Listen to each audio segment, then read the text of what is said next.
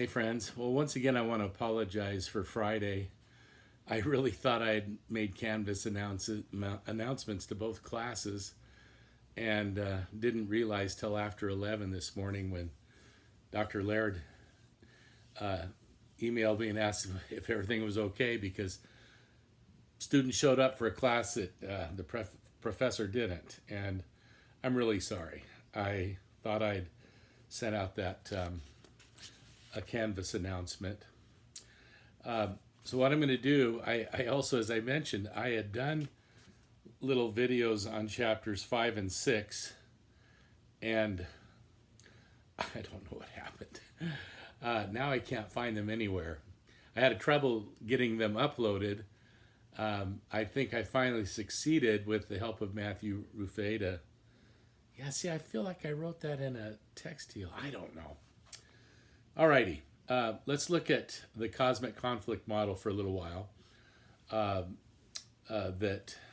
We're sort of in the midst of a, full scale, and then you'd I guess have to figure out whether this conflict. I guess you wouldn't have to figure it out, but whether this conflict between God and Satan and the forces of fallen angels is unique to this planet, or if it's throughout the universe. I don't know if anybody that's espoused this model has been too troubled with that question one way or the other.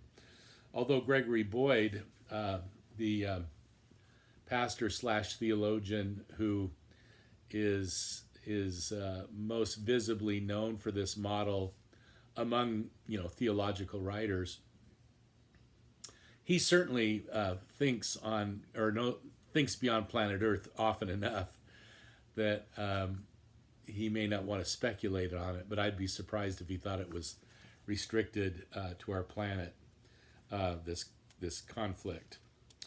As it says on 77, although familiar to readers of the Bible, the devil appears rather infrequently in scholarly discussions of evil.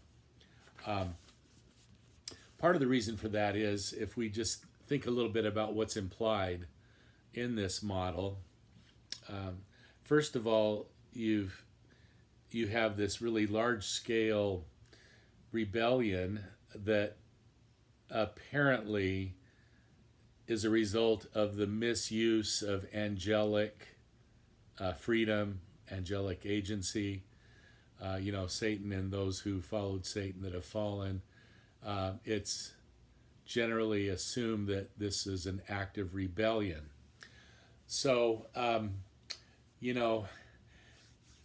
the problem that I think we might have already touched on before a little bit, but let's just rehearse quickly.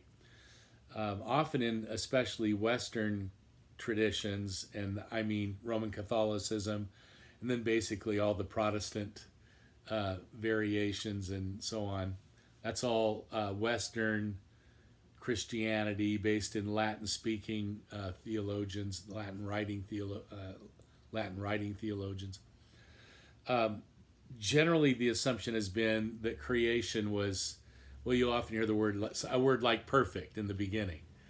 So you may be just good or very good, but often sort of this idea of a perfection based on the notion or the supposition that God is perfect.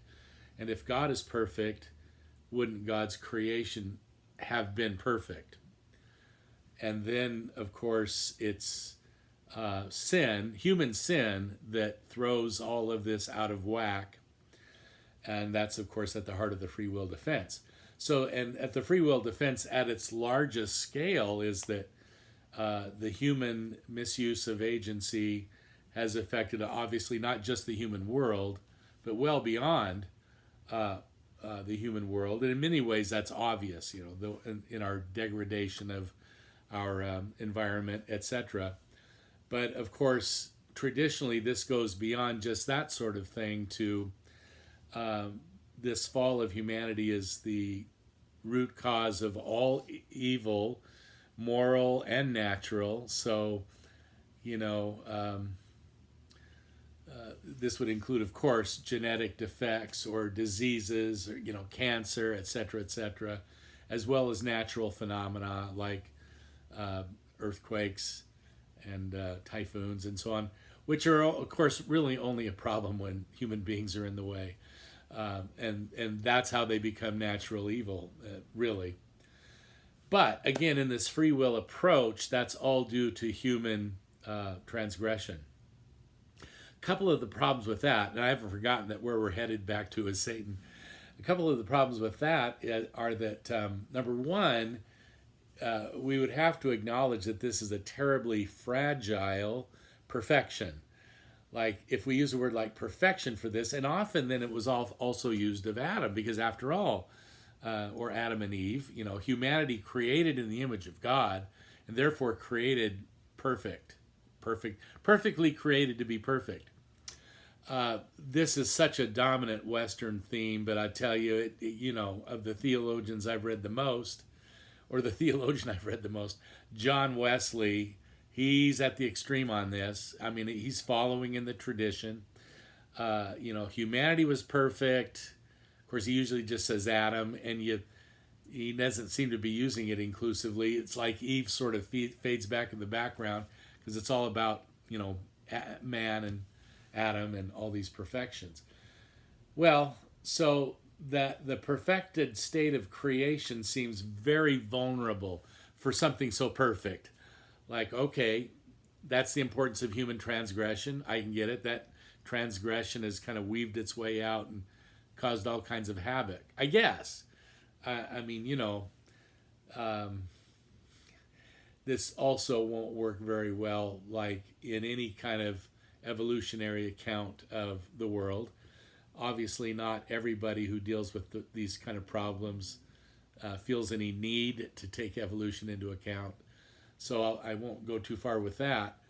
But just in terms of a perfection so readily screwed up, right? And not only that, screwed up by a creature or creatures that supposedly were created perfect.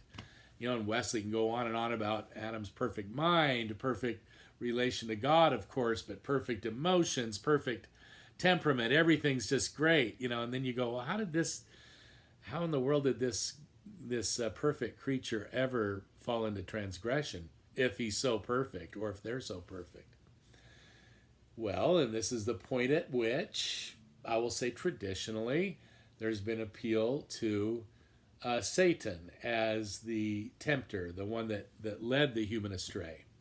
So there's human agency, but it's not just human agency. There's another nefarious and powerful influence. We do need to emphasize that in Genesis 3, this serpent is not identified at all as Satan. It's simply identified as the craftiest or the most wily of all the creatures that the Lord had made. And so it's basically treated in the story, I would say, as, an animal. If people have speculated, yeah, but how could an animal talk? It must have been Satan. Okay. But I was just saying that in the text itself, there is no such suggestion. And indeed, it's this serpent that has legs until after, the accounting occurs, and God interviews first the man who blames the woman, who then shifts it over to the serpent. And, the serpent ends up getting its legs taken away so that it has to squiggle along on the ground on its belly. Okay, so if we nonetheless go with the satanic influence, what we've basically done is just move the issue, obviously, one step back. Because now we're talking about perhaps an even greater perfection, a heavenly perfection of angelic beings that presumably were created perfect. And now you're back to the same problem. How did these perfect creatures, spiritual creatures, how did it ever enter into anybody's mind to, do this big rebellion? This is part of the reason why theologians have sort of shied away from that, because it just, in fact, the only way that I've ever heard any Western or any theologian speculate on why these angelic beings would have done this rebellion. I mean, you could talk about the pride of Satan and go, well, how could a perfectly created spiritual being get proud, like in the very presence of the Creator? And that's part of the deal. Like, well, that's just how bad it was. Well, again, then, well, not such a perfect creature to start with, it would seem.